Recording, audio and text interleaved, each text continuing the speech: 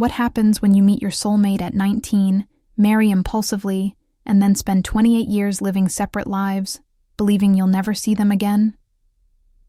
This is the story of William and Isabelle, two people whose love was too powerful to be destroyed by time, family pressure, or the lives they built apart. At 50, they are given an impossible second chance. And sometimes, healing begins when you finally find your way back home. The grand ballroom at the Yorkville Hotel in Toronto was filled with the soft glow of candlelight and the gentle murmur of conversation. It was a Saturday evening in late October, the kind of autumn night when the city seemed to pause between seasons, caught between the warmth of memory and the chill of what was coming. The room itself was elegant in a way that spoke of careful planning and genuine celebration. White roses arranged in tall crystal vases, tables draped in cream-colored linens, a small orchestra playing softly in the corner. The occasion was the 50th wedding anniversary of Margaret and Robert Chen, two people who had somehow managed to sustain their love through 5 decades of marriage, through the raising of 3 children, through the accumulation of life's inevitable complications and disappointments. William Bennett stood near one of the tall windows that overlooked the Toronto skyline, nursing a glass of red wine that he had no particular interest in drinking. At 51 years old, he had become adept at the art of being present while remaining fundamentally absent. He wore a dark charcoal suit, tailored to fit his frame with precision, and a silk tie in a deep burgundy that his daughter had insisted upon when she helped him prepare for the evening. His hair, once dark brown, was now predominantly silver, though streaks of the original color remained, particularly at the temples. His face carried the kind of lines that came not from smiling, but from years of quiet contemplation, from the weight of loss, from the particular exhaustion that accompanied grief. The past 6 years had been a study in the mechanics of survival. His wife, Catherine, had been diagnosed with stage 4 ovarian cancer 5 years and 8 months ago. The illness had progressed with the kind of relentless efficiency that seemed to mock the promises of modern medicine. He had spent those final months in a hospital room, watching the woman he had loved for 28 years gradually disappear, watching her body betray her, watching the light in her eyes fade incrementally, until one morning, it simply didn't return. She had been 56 years old. He had been 45. The grief had not diminished in the 6 years since her death. It had simply transformed into something different, less acute, perhaps, but more pervasive. It had become the landscape of his existence, the background radiation of his consciousness. He had learned to function within it, to move through the world while carrying it, to maintain the appearance of normalcy, while feeling fundamentally altered at his core. He had attended this anniversary celebration because Margaret Chen had been his wife's closest friend. They had met in university, had remained connected through the decades, had raised their children in proximity to each other. Margaret had been kind to him in the aftermath of Catherine's death, had invited him to family gatherings, had not allowed him to disappear into the isolation that grief seemed to demand. He had come tonight out of respect for that kindness, out of a sense of obligation, out of a vague hope that perhaps being around people who had sustained love for 50 years might offer some kind of balm to the wound that still, after all this time, refused to fully heal. He was watching the crowd, observing the way people moved through the room with the detached attention of someone who had learned to observe life rather than fully participate in it, when he felt it. Not saw it, felt it. That peculiar sensation of recognition that transcends logic, that operates on some frequency deeper than sight or sound. It was a feeling he had not experienced in nearly 3 decades. A feeling he had almost forgotten was possible. William turned. She was standing near the entrance to the ballroom, speaking with Margaret Chen, her hand resting lightly on Margaret's arm. She wore a deep blue dress, the color of twilight, that seemed to shimmer subtly with each movement. Her hair, once the rich, dark brown of his memory, was now touched with threads of silver that caught the candlelight beautifully. Her face had changed, of course. There were lines around her eyes, a certain softness to her features that came with age. But there was also something that had not changed. something fundamental and essential that transcended the simple passage of time. Isabelle Rousseau, after 28 years. The recognition was so complete, so overwhelming, that for a moment William felt as if he might lose his balance. He set his wine glass down on a nearby table with deliberate care, afraid that his hands might betray him, afraid that the tremor he felt moving through his body might become visible to the people around him. He had spent nearly 3 decades trying to forget her, trying to convince himself that what they had experienced in their youth had been nothing more than youthful passion, a temporary madness that had been corrected by the intervention of time and maturity and the pressure of family expectations. But now she was here, real and present, and all of those carefully constructed rationalizations seemed to collapse in an instant. Isabelle had lived in Montreal for the past 23 years, had built a life there, had married a man named Philippe Marchand, had divorced him 3 years ago, when she finally admitted to herself that she had spent the entire marriage feeling like she was playing a role rather than living an authentic life. She had moved to Toronto 6 months ago, had taken a position as a curator at the Royal Ontario Museum, had begun the slow process of rebuilding her life from the fragments of what remained after her second marriage had ended. She had not expected to see William Bennett at Margaret's anniversary celebration. She had not even known that he still lived in Toronto. The shock of seeing him was so profound that for a moment she could not process what her eyes were telling her. It was William, and yet it was not William. The man she had known at 19, the man she had married in a moment of youthful impulsiveness, had been lean and energetic, with dark hair and an expression of perpetual optimism despite the weight of family expectations that pressed down on him. This man was older, of course, but there was something else, a kind of weariness that seemed to emanate from him, a quality of having been tested by life and emerged changed, but not broken. She felt Margaret's hand on her arm, felt Margaret saying something to her, but the words seemed to come from very far away. All of her attention was focused on the man standing by the window, the man who had been her first love, her first husband, the man whose absence had shaped the entire emotional trajectory of her life in ways she had never fully admitted to herself. Back to reality, Isabelle felt her breath catch in her throat. She excused herself from Margaret's conversation with words that she did not remember forming, and she moved toward the restroom, needing a moment alone, needing to process what she had just experienced. As she walked through the crowded ballroom, she was acutely aware of William's presence, aware that he was watching her, aware that something fundamental had shifted in the universe. In the restroom, she stood before the mirror and studied her reflection. She was 51 years old. Her face bore the marks of time, the lines around her eyes, the slight softness beneath her chin, the way her skin no longer had the luminosity of youth. And yet, looking at herself, she could still see traces of the woman she had been at 19, the woman who had married William Bennett in a moment of youthful defiance, the woman who had believed that love could overcome any obstacle. She had spent the past 28 years trying to understand why she had left him. The official reason, the reason she had given to her family and to herself, was that they had been too young, that they had made a mistake, that the marriage had been impulsive and foolish. But the truth that she had only begun to admit to herself in recent years, was more complicated.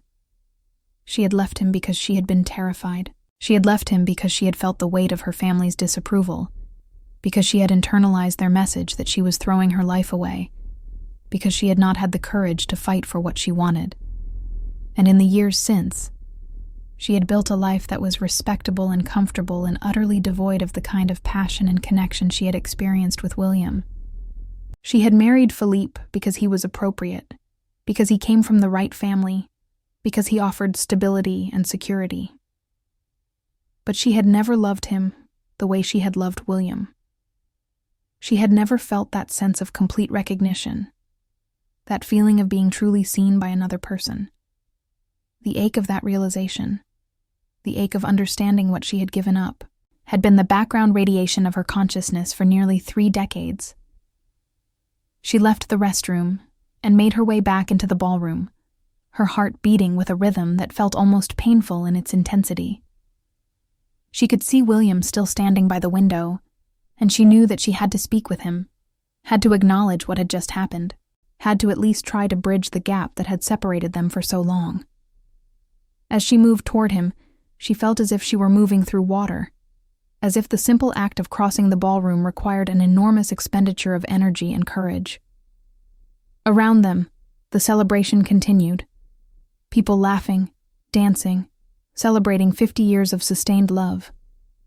But for Isabelle and William, the rest of the world seemed to fade into the background, replaced by the intensity of recognition, by the weight of memory, by the complicated tangle of emotion that came from encountering someone who had fundamentally shaped your life, someone you had loved and lost, someone you had tried to forget, but never quite managed to.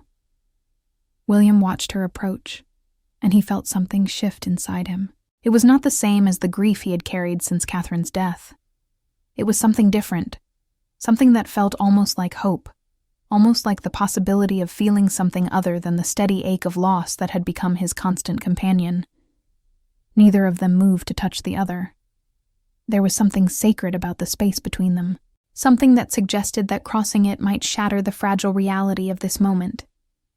Instead, they simply stood there, 2 people in their 50s, looking at each other with the intensity of people who had been separated by time and circumstance, but never, not truly, by the heart. Around them, the grand ballroom continued its celebration, oblivious to the fact that something fundamental was shifting in the universe, that 2 people who had been separated by nearly 3 decades were being given, impossibly, a second chance. The memory seized William with the force of something physical. It was not a gentle recollection, but rather an abrupt transportation backward through time, a sudden collapse of the years that had separated him from the person he had been at 19 years old. He was standing in the ballroom of the Yorkville Hotel, watching Isabelle speak with Margaret Chen, and simultaneously he was standing in a small chapel in downtown Toronto on a Saturday afternoon in late spring, watching the same woman, but younger, radiant, terrified, walk toward him in a white dress that her mother had insisted upon despite Isabelle's protests. The chapel had been modest, nothing like the grand cathedral that the Rousseau family had wanted. But Isabelle had been adamant about that one thing at least. She had wanted something intimate, something that felt authentic rather than performative. She had wanted to marry William in a space that reflected the genuine emotion of what they felt for each other, not the expectations of their families or the social conventions that governed such occasions. It was one of the few concessions she had managed to extract from her mother, and she had fought for it with a determination that had surprised everyone who knew her. William had been 19 years old, still in his 2nd year at the University of Toronto, studying business administration, because that was what was expected of him. His father, Robert Bennett, was a successful investment banker, and the assumption had always been that William would follow in his footsteps, would take over the family business eventually, would marry someone appropriate, and produce heirs, and maintain the family legacy. The idea of marrying Isabelle Rousseau, a French-Canadian girl from Montreal, whose father was an artist and whose mother was a concert pianist, had been met with a kind of cold fury that William had never experienced before. But he had been in love. He had been 19 years old and completely, utterly in love in a way that seemed to transcend logic or reason, or the practical considerations that his parents kept trying to impress upon him. He had met Isabelle at university, had been captivated by her from the moment he saw her in a philosophy lecture. She had been sitting 3 rows ahead of him, and he had found himself unable to concentrate on anything the professor was saying because he was too busy studying the way she took notes, the way she tilted her head when she was thinking, the way her entire being seemed to radiate an authenticity that was rare among the people he had grown up with. He had worked up the courage to speak to her after class, had asked her if she wanted to get coffee, had spent the next 6 months in a state of almost constant euphoria.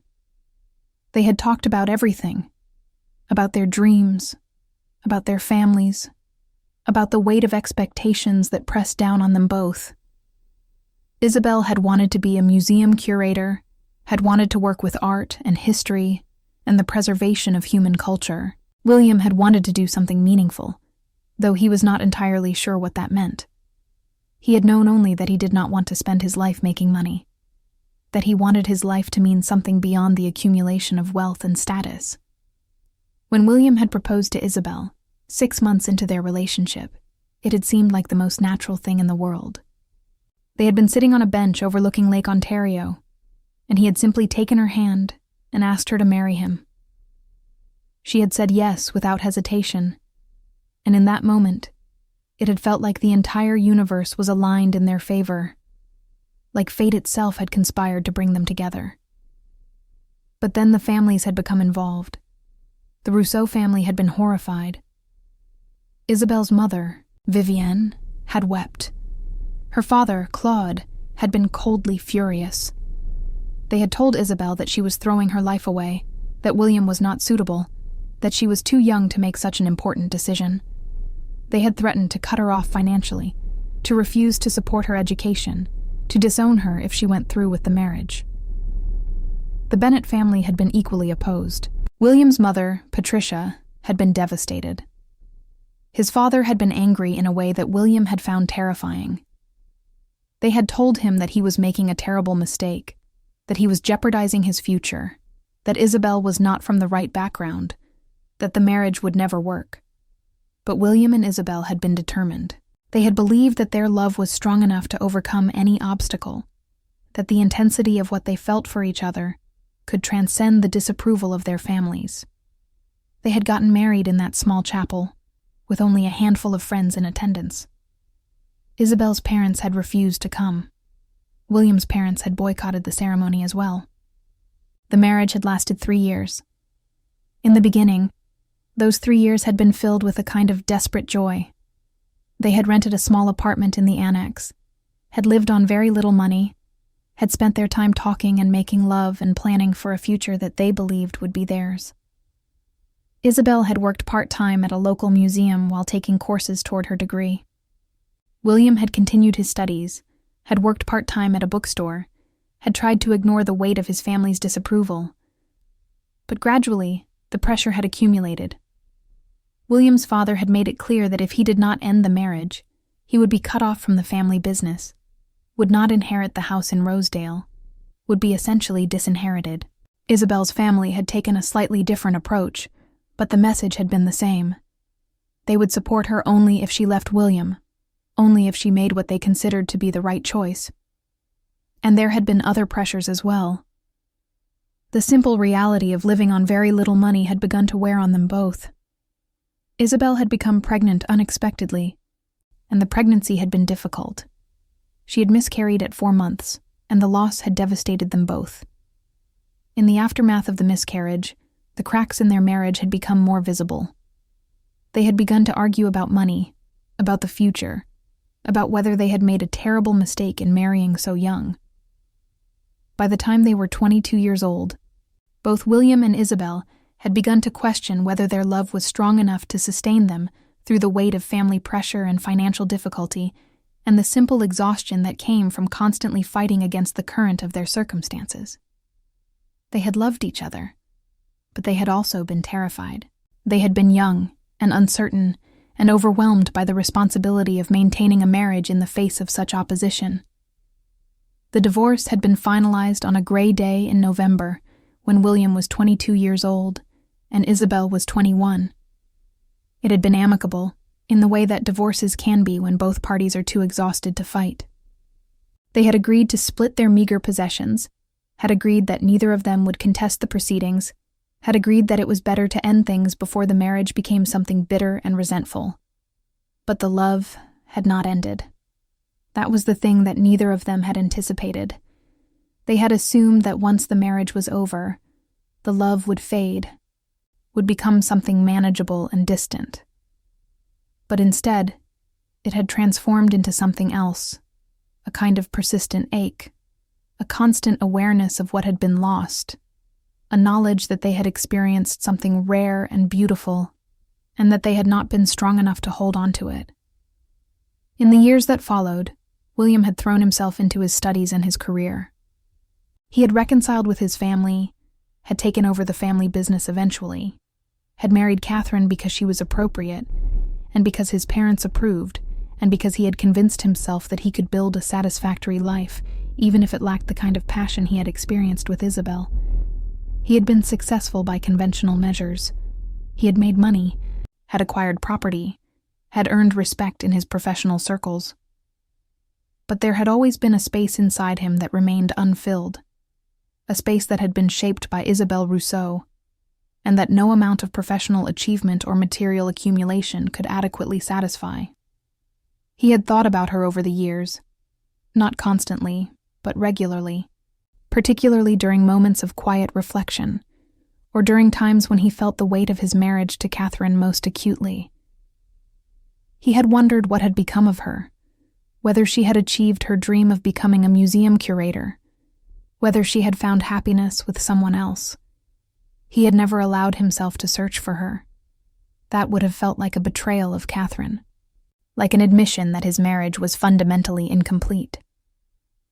But he had carried the memory of Isabelle with him through all the years, had carried it like a secret, like a piece of his soul that he had left behind when he was 22 years old and too afraid to fight for what he wanted. Back to the present. William felt the weight of that memory pressing down on him. 28 years had passed since the divorce. He had lived an entire life in the space between that day in November, when the divorce was finalized, and this moment in the Yorkville ballroom when he had seen Isabelle's face across a crowded room and felt, in that instant, that 28 years had collapsed into nothing. She was still speaking with Margaret Chen, but he could see that she was aware of him now. He could see it in the slight tension in her shoulders, in the way her attention seemed divided between the conversation she was having and the man standing by the window. He could see it in the way she occasionally glanced in his direction, as if confirming that he was real, that this moment was actually happening. Neither of them moved toward the other. There was something sacred about the space between them, something that suggested that crossing it might shatter the fragile reality of this moment. Instead, they simply existed in proximity to each other, two people in their 50s, separated by the length of a ballroom, but connected by the weight of memory, by the persistent love that had survived nearly 3 decades of separation, by the knowledge that what they had experienced in their youth had been real and significant, and that it had fundamentally shaped the trajectory of both their lives. Around them, the celebration continued. Margaret and Robert Chen danced to a song that had been popular 50 years ago when they were young. Their children and grandchildren watched with expressions of affection and respect. The orchestra played softly. The champagne flowed. And in the midst of all of this, William and Isabelle stood on opposite sides of the ballroom, connected by a thread of memory and longing that had not been severed by time or circumstance, or the lives they had built in the space between their youth and their present moment. After the divorce was finalized, William had thrown himself into the construction of a life that was designed to be everything his marriage to Isabelle was not. He had completed his business degree, had joined his father's investment firm, had worked with the kind of single-minded determination that came from someone trying to outrun their own regrets. By the time he was 25 years old, he had already established himself as a competent and reliable member of the family business. By 30, he was managing significant accounts and earning the kind of income that allowed him to purchase a house in Rosedale, one of Toronto's most prestigious neighborhoods. It was at a charity gala in 1995, when William was 28 years old, that he had met Catherine Morrison. She was the daughter of another prominent Toronto family, educated at private schools, fluent in French and Italian, trained in classical piano. She was beautiful in a conventional way, with blonde hair and blue eyes, and the kind of composed elegance that suggested a life lived according to careful planning and social expectation. She was, in every measurable way, exactly the kind of woman that his parents had always hoped he would marry. Their courtship had been pleasant and orderly. They had attended the same social events, had discovered that they enjoyed many of the same activities, had gradually developed a kind of affection for each other that seemed reasonable and sustainable. When William had proposed to Catherine, 3 years into their relationship, it had felt like the natural progression of events, like the inevitable conclusion to a story that had been written long before either of them had any say in the matter. The marriage had been comfortable. That was the word that best described it. They had built a life together that was comfortable. A beautiful house, annual vacations to Europe, the birth of 2 children, the accumulation of the kind of material success that marked one as having achieved the goals that society had established for people of their class and background. Catherine had been a good wife, had been supportive of his career, had managed their household with efficiency and grace. He had been a good husband, had provided well for his family, had been faithful and present in the ways that mattered in their social circles. But there had always been something missing.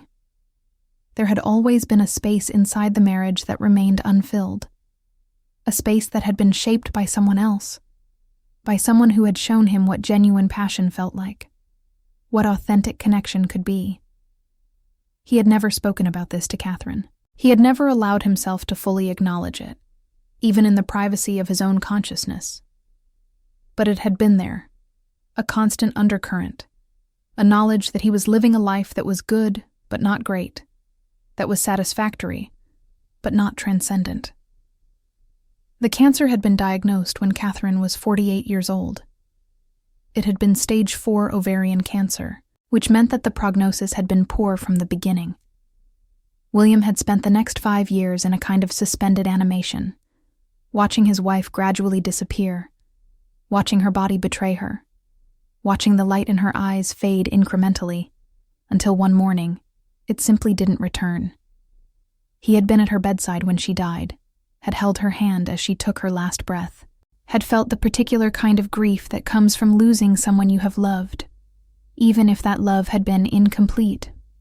In the 6 years since Catherine's death, William had lived a quiet life. He had stepped back from the family business, had handed over the day-to-day management to his younger brother, had allowed himself to exist in a kind of semi-retirement that gave him time to think about his life and what it had meant. He had spent time with his children, had traveled, had tried to find some kind of meaning in the years that remained to him. But there had always been a sense of incompleteness, a feeling that he had lived his life according to someone else's script, that he had never quite managed to become the person he might have been if he had been braver when he was young. Isabelle's life had followed a different trajectory, but it had been marked by similar patterns of compromise and resignation. After the divorce, she had thrown herself into her studies, with the kind of intensity that came from someone trying to prove something to herself and to the world. She had completed her degree in art history, had worked at the Art Gallery of Ontario for several years, had eventually become a curator at the Musée des Beaux-Arts de Montréal. She had achieved the career that she had dreamed of, had built a professional reputation that was respected in her field, had found genuine satisfaction in her work. But her personal life had been more complicated. She had dated several men in her 20s and 30s, had experienced relationships that ranged from pleasant to painful, but none of them had ever quite matched the intensity of what she had felt with William.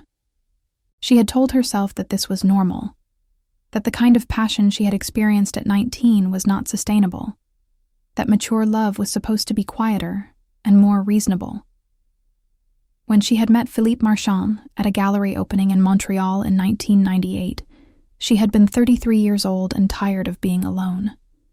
Philippe was a successful architect, came from a prominent Montreal family, was handsome and charming, and seemed to offer the kind of stability and respectability that her parents had always wanted for her. They had dated for 2 years before he had proposed, and she had said yes because it seemed like the right thing to do, because she was at an age where marriage seemed like a reasonable goal, because she had convinced herself that she could build a satisfactory life with him. The marriage had lasted 23 years. It had been, by most measures, a successful marriage. They had traveled together, had built a beautiful home, had maintained an active social life. Philippe had been a good husband in many ways. He had been faithful, had been supportive of her career, had been present in the ways that mattered. But there had always been something missing. There had always been a space inside the marriage that remained unfilled, a space that had been shaped by someone she had known when she was 19 years old, someone who had shown her what genuine connection felt like. The marriage had begun to deteriorate in subtle ways over the years. They had grown apart gradually, had found themselves with less and less to talk about, had developed separate interests and separate social circles. By the time they were both in their 50s, they had become more like roommates than partners, existing in proximity to each other, but not truly connected. The divorce had been finalized 3 years ago, when Isabelle was 48 years old and Philippe was 51. In the aftermath of the divorce, Isabelle had made the decision to leave Montreal and start over. She had accepted a position as a curator at the Royal Ontario Museum in Toronto, had rented an apartment in the Annex, had begun the slow process of rebuilding her life from the fragments of what remained. She had spent the first 6 months in Toronto in a kind of quiet solitude, had reconnected with old friends from university, had tried to discover who she was when she was not defined by a marriage or a career or a family's expectations. It was Margaret Chen who had invited her to the anniversary celebration. Margaret had been a friend from university, had remained in touch over the years, despite the distance between Montreal and Toronto. When Margaret had learned that Isabelle had moved to Toronto and was going through a divorce, she had made a point of reaching out, had invited her to various social events, had tried to help her rebuild her social connections in the city. Isabelle had almost declined the invitation to the anniversary celebration. She had been in Toronto for only 6 months, had felt somewhat out of place in social situations, had been uncertain whether she was ready to navigate the complex social dynamics of such events. But Margaret had been insistent, had told her that it would be good for her to get out, to reconnect with people, to begin the process of building a new life in Toronto. So she had accepted the invitation, had purchased the burgundy dress, had arrived at the Yorkville Hotel on a Saturday evening in late October, expecting to spend a pleasant evening celebrating her friend's marriage and reconnecting with people she had known in her youth. She had not expected to see William Bennett. Back to the present moment in the ballroom. Isabelle felt the weight of 28 years pressing down on her. She had spent nearly 3 decades trying to convince herself that what she had felt for William had been a youthful infatuation, something that had burned bright but had ultimately been unsustainable. She had told herself that they had been too young, that they had made a mistake, that it was better that they had gone their separate ways. But now, looking at him across the ballroom, she understood that she had been lying to herself. The love she had felt for him had not faded. It had simply transformed into something else, a kind of persistent ache, a constant awareness of what had been lost, a knowledge that she had experienced something rare and beautiful, and that she had not been strong enough to hold on to it. She could see the changes that time had wrought on him. His hair was silver now, his face lined with the marks of experience and loss. But there was also something familiar about him, something fundamental and essential that transcended the simple passage of time. She could see in his face the man he had been at 19, could see the passion and idealism that had drawn her to him in the first place, could see the same capacity for genuine connection that had made her feel, for the first time in her life, that she was truly known by another person. William was watching her now, his attention focused entirely on her, his expression revealing the shock and recognition and longing that he was experiencing. Neither of them moved toward the other. There was something sacred about the space between them, something that suggested that crossing it might shatter the fragile reality of this moment. Around them, the celebration continued. Margaret and Robert Chen danced together, their movements slow and deliberate, their faces reflecting the contentment that came from having sustained love for 50 years. Their children and grandchildren watched with expressions of affection and respect. The orchestra played softly. The champagne flowed. And in the midst of all of this, William and Isabelle stood on opposite sides of the ballroom, connected by a thread of memory and longing that had not been severed by time or circumstance, or the lives they had built in the space between their youth and their present moment. They were both 51 years old, They had both lived full lives, had both experienced love and loss, and the particular exhaustion that came from living according to other people's expectations. They had both arrived at this moment, carrying the weight of nearly 3 decades of separation, carrying the knowledge that they had experienced something rare and beautiful, and that they had been too afraid or too constrained by circumstance to hold on to it. And now, impossibly, they were in the same room. They were breathing the same air. They were separated by the length of a ballroom, but connected by something that transcended physical distance, something that had survived nearly 3 decades of separation, something that neither of them had ever quite managed to forget. They left the ballroom without speaking, without any conscious agreement about what came next. There was an unspoken understanding between them that what was happening required more than the sterile environment of a public space, more than the presence of other people moving through halls of celebration and memory. William had simply moved toward her, and Isabelle had moved toward him, and together they had walked toward the elevator that would take them away from the noise and the light and the weight of other people's happiness. The elevator descended slowly, and in that confined space, they stood side by side without touching, aware of each other's presence with an intensity that made the silence feel full rather than empty.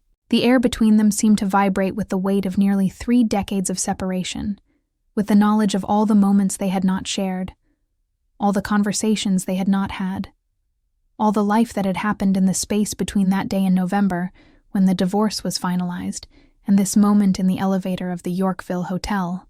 When the doors opened on the ground floor, they walked out into the October night. Toronto at evening was a particular kind of beautiful, the air crisp and cool, carrying with it the scent of fallen leaves and the faint aroma of the city's endless motion.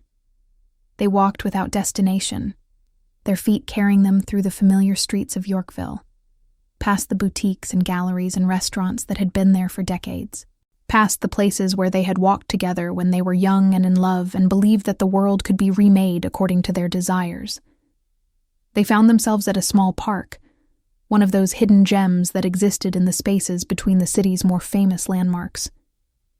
It was nearly empty at this hour, with only a few people scattered on benches, lost in their own thoughts and concerns.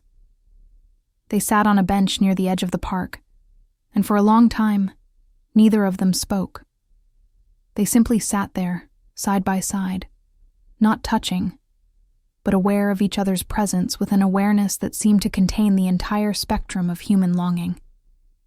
Isabelle's eyes were fixed on the trees, on the way the streetlights filtered through the branches, on the way the city's light transformed the natural world into something both familiar and strange. William watched her, unable to look away, afraid that if he blinked, she might disappear, that this moment might prove to be nothing more than a particularly vivid dream from which he would eventually wake. He studied the details of her face, the lines around her eyes, the silver in her hair, the way her hands rested in her lap with a kind of composed grace that suggested a life lived with intention and self-awareness. The weight of 28 years pressed down on them both. All the moments they hadn't shared, all the conversations they hadn't had, all the life that had happened in the space between that day when the divorce was finalized and this impossible reunion. William thought about Catherine, about the 28 years of marriage that had been comfortable and respectable and fundamentally hollow. He thought about all the times he had wanted to search for Isabelle, all the times he had stopped himself, telling himself that it was better to preserve the memory than to risk tarnishing it with reality. But now she was here, real, present, tangible in a way that memory could never be. Isabelle thought about Philippe, about the 23 years of marriage that had been pleasant and orderly and utterly devoid of genuine passion. She thought about all the times she had wondered what had become of William, whether he had achieved happiness, whether he had found someone who could make him feel the way she had made him feel when they were young. She thought about the photographs she had taken over the years, thousands of them, always searching for something she could not quite name, always trying to capture in images what she had lost when she was 21 years old and too afraid to fight for what she wanted, after what might have been minutes or might have been hours. William turned to look at her. His eyes were bright with unshed tears, and his expression held a complexity of emotion that Isabelle recognized because she felt it too. Shock, longing, grief, and something else. Something that transcended the simple categories of human feeling. It was the look of someone confronting a ghost, or perhaps confronting the ghost of who they might have been. He reached out his hand, and after a moment's hesitation, she took it. The touch was electric, familiar in a way that transcended the simple fact of physical contact. It was as if their bodies remembered what their minds had never forgotten. The particular resonance of two people who had been made for each other, even if the universe had conspired to keep them apart for nearly 3 decades.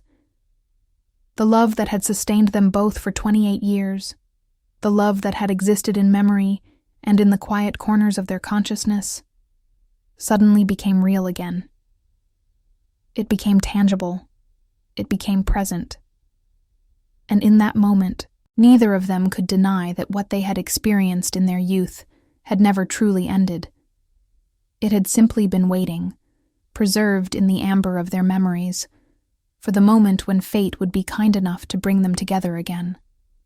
William understood something in that moment that he had not understood before. The perfection of what they had experienced when they were young did not have to be diminished by what came next. The love they had felt for each other did not have to be corrupted by the complications of trying to build a life around it. They were no longer the people they had been at 19 and 22.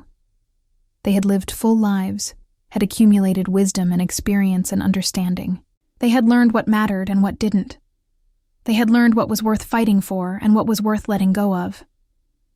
And perhaps, William thought, this second chance was not meant to recreate what they had experienced all those years ago.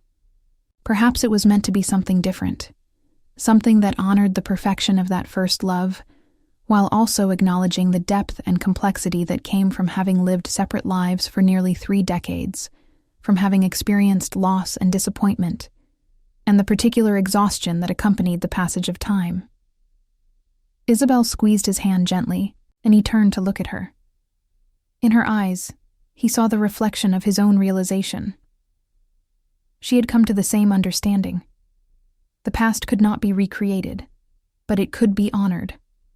The love they had felt for each other could not be extended backward into ordinary life, but it could be allowed to exist in the present moment, in all its complexity and depth and hard-won wisdom. They sat together in the darkness, holding hands, not speaking, but communicating in the language of presence and attention and genuine recognition. Around them, the city continued its endless motion. Taxis honking, people hurrying toward their destinations, the endless rhythm of Toronto at evening, but it all seemed distant, unreal, as if they were moving through the world in a bubble that contained only the two of them. Later, they would exchange phone numbers. Later, they would begin the slow process of getting to know each other again, of discovering who they had become in the years since that perfect moment, when they had been young and in love, and believed that the world could be remade according to their desires. Later, they would have to navigate the complications of their separate lives, the relationships they had built, the obligations they had accumulated. Later, there would be difficult conversations and complex decisions, and the kind of real-world complications that had no easy solutions. But in this moment, sitting in the darkness of a Toronto park, holding the hand of the person they had loved for 28 years, neither of them thought about any of that. In this moment, they simply existed together, two people who had been separated by time and circumstance, but never, not truly, by the heart. The love that had shaped their entire lives, the love that had existed in memory and in the quiet corners of their consciousness, had finally been given permission to exist in the present moment. And in that permission, in that recognition, in that second chance that fate had granted them, they found something that transcended explanation or understanding. They found home. They found the possibility of healing. They found the understanding that some love was too powerful to be destroyed by time or circumstance, or the weight of family pressure, or the simple fear that had driven them apart when they were young. They found the knowledge that it was never too late to choose differently, that it was never too late to fight for what mattered, that it was never too late to begin again. The night deepened around them, and they remained on the bench, holding hands, watching the city lights flicker and dance in the darkness.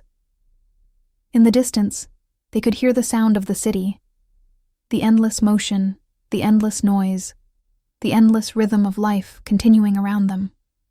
But in the space they occupied together, there was only silence, only the profound quiet of two people who had finally found their way back to each other, who had finally been given the opportunity to honor the love that had never truly died, that had simply been waiting for the right moment to be reborn. In the end, love doesn't measure itself by the time we spend together, but by the depth of connection we carry within us. And sometimes, when we're brave enough to let go of what we love, the universe finds a way to give it back to us, transformed, deepened, and more precious than we ever imagined it could be. Some second chances are worth fighting for. This is one of them.